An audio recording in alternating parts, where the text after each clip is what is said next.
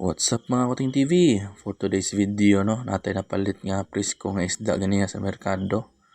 Di ko sure sa isda amrog maya-maya siguro ni o kining usa putian. Ug syempre pabukal sa tagtubig din ha.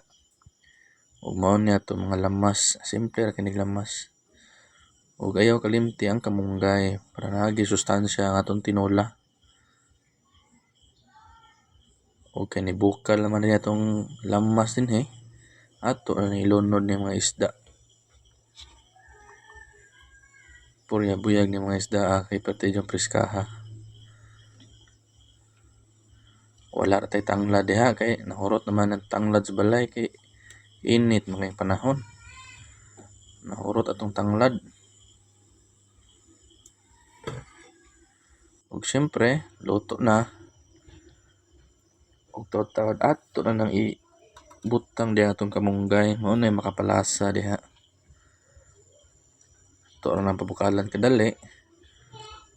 Ug luto na.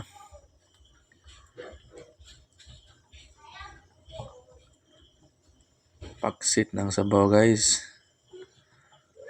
Ug salamat kayo sa paglantaw sa Kuting TV.